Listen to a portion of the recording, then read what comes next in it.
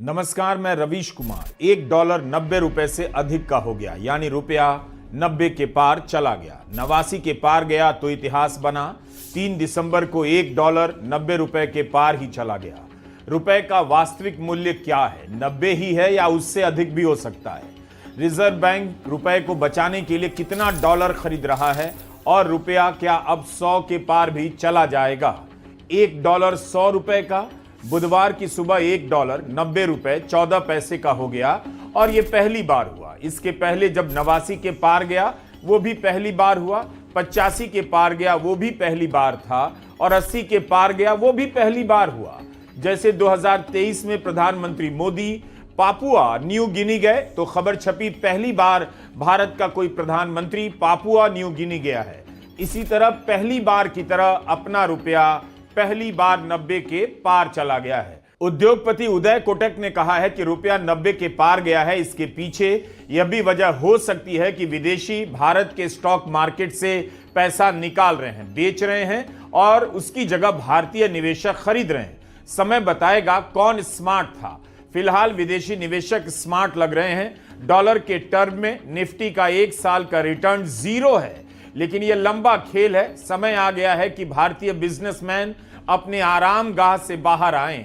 उदय कोटक कह रहे हैं कि डॉलर के टर्म में निफ्टी का रिटर्न 0 है। हो सकता है रुपए के गिरने से और बाहर से डॉलर नहीं आने से उनकी किसी कंपनी पर भी असर पड़ रहा हो। कम से कम एक आवाज तो मिली जो कारणों की तरफ इशारा कर रही है। 6 दिन पहले ईटी की यह रिपोर्ट है कि लगभग सभी सेक्टर की छोटी और मझोली किस्म की कंपनियों की हालत खराब है। लघु व मध्यम रेंज की 1000 कंपनियों के शेयरों के दाम अपने पीक से 20% तक नीचे आ गए हैं और 440 कंपनियों के शेयरों के दाम 50% नीचे आ गए हैं। बहुत सारी कंपनियां ऐसी भी हैं जिनके शेयरों के दाम 90% तक गिर गए हैं। साफ है मार्केट से रिटर्न अब वैसा नहीं मिल रहा। क्या हमारी अर्थव्यवस्था झूठ के भंवर में फंस गई है?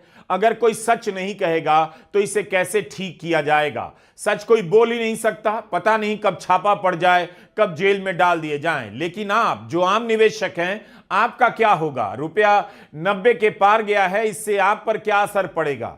पेट्रोल भी 90 के पार गया तो इसकी तारीफ होने लगी कि सब पर्यावरण के लिए अच्छा है, लोग कम गाड़ी चलाएंगे। ऐसा हुआ नहीं। लोगों की कमाई, लोगों की बचत हवा में उड़ गई। एशिया में जितनी भी मुद्राएं हैं उसमें सबसे खराब हाल रुपए का क्यों है, इस पर कोई बात नहीं। जो लोग 2014 से पहले रुपए की कमजोरी को राष्ट्र के लिए नुकसान बताते थे, वो इन दिनों कमजोरी को राष्ट्र के लिए फायदा बता रहे हैं। देश ये ऐसे नहीं होता मित्रों। मैं शासन में बैठा हूं, मुझे मालूम है इस प्रकार से रुपया इतनी तेजी से गिर नहीं सकता। अरे ये नेपाल का रुपया नहीं गिरता है, बांग्लादेश की करेंसी नहीं गिरती है, पाकिस्तान की करेंसी नहीं गिरती, श्रीलंका की करेंसी नहीं गिरती। क्या कारण है हिंदुस्तान का रुपया पतला होता जा रहा है? ये जवाब देना पड़ेगा आपको। देश आपसे जवाब मांग रहा है। जिस प्रकार से डॉलर मजबूत होता जा रहा है, रुपया कमजोर होता जा रहा है, विश्व व्यापार में भारत टिक नहीं पाएगा। हमारे व्यापारी जो माल बाहर भेजते हैं, हमारे व्यापारी जो माल बाहर चलाते हैं, इस बोझ को सह नहीं पाएंगे। इवन भारत सरकार जो चीजें लाती है, भेजती है, उसको सहना मुश्किल हो जाएगा। और दिल्ली की सरकार जवाब नहीं दे रही है कि नेपाल का रुपया कोई प्रॉब्लम नहीं है, बांग्लादेश की करेंसी को कोई प्रॉब्लम नहीं है, पाकिस्तान की करेंसी को कोई प्रॉब्लम नहीं है, श्रीलंका की करेंसी को कोई प्रॉब्लम नहीं है। हमारे अड़ोस पड़ोस में छोटे देशों को भी डॉलर के मुकाबले में कोई नुकसान नहीं हो रहा है। देश जानना चाहता है, प्रधानमंत्री जी ऐसा क्या कारण है कि आज अकेला हिंदुस्तान का रुपया डॉलर के मुकाबले गिरता ही चला गया और क्यों चला गया? और मैंने साफ मांग की है, ये सिर्फ आर्थिक कारणों से नहीं हुआ है, ये आपकी भ्रष्ट राजनीति जो चली है दिल्ली से, उसका इसके अंदर बहुत बड़ा रोल है। बहुत गंभीरता से आरोप लगा रहा है।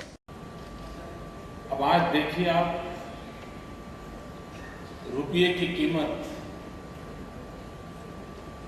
जिस तेजी से गिर रही है, और कभी कभी तो लगता है कि दिल्ली सरकार और रुपये के बीच में कंपटीशन चल रहा है।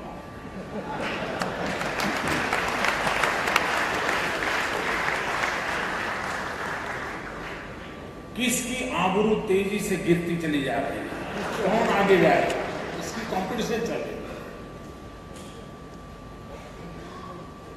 देश जब आजाद हुआ तब $1 ₹1 के बराबर था। ₹1 में $1 बिकता था। जब अटल जी की सरकार थी, अटल जी जब पहली बार सरकार बनाई, तब तक मामला पहुंच गया था 42 रुपीस तक, और अटल जी ने जब छोड़ा तब 44 पर पहुंचा था। 4% में फर्क आया था। लेकिन इस सरकार ने और अर्थशास्त्री प्रधानमंत्री के कालखंड में ये 60 रुपये पर पहुंच गया। कल सेंसेक्स का लुढ़कने के बाद रुपए ने इस तरह से फिसलना शुरू किया, इस तरह से गिरना शुरू किया कि 67 रुपए से फिसलता फिसलता फिसलता रात को 68.89 पर आकर खड़ा हो गया। कल तो टीवी लगाने से डर लग रहा था, क्योंकि हर आधे घंटे बाद 10 पैसे गिर जाते थे, 50 पैसे गिर जाते थे, 60 पैसे गिर जाते थे। जैसे जैसे करेंसी गिरती है, कैसे कैसे देश की प्रतिष्ठा गिरती है। इसलिए आज मैं आपसे मांग करती हूँ कि वित्त मंत्री के बयान का तो जो हर्ष होना था वो हो गया, हमने देख लिया, लेकिन आज हमें प्रधानमंत्री से इस पर वक्तव्य चाहिए। इतने बड़े अर्थशास्त्री जाने जाने वाले, मुझे लगता है कि शायद सबसे बड़ा रिविलेशन इस देश में अगर आज कोई हुआ है तो वो ये कि जो डॉक्टर्स किए हुए हैं इकोनॉमिक्स में, जो PhD लिए हुए हैं इकोनॉमिक्स में, वो लोग इस देश की इकोनॉमी और इस देश की अर्थव्यवस्था को संभाल नहीं पा रहे हैं।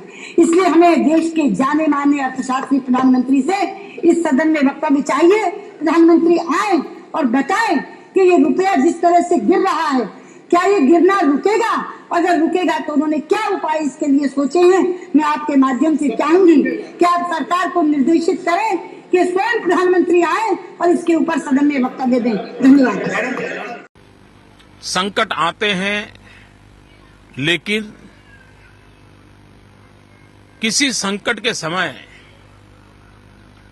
नेतृत्व दिशाहीन हो, असहाय हो, निराश हो, तब संकट बहुत गहरा हो जाता है। 125 करोड़ का देश आज निराशा की गर्त में डूबा हुआ है। दिल्ली के तख्त पर से, दिल्ली के शहंशाहों की तरफ से आशा जगे, विश्वास पैदा हो